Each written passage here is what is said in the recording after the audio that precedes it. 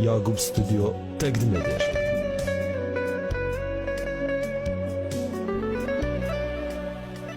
Savadsızdır.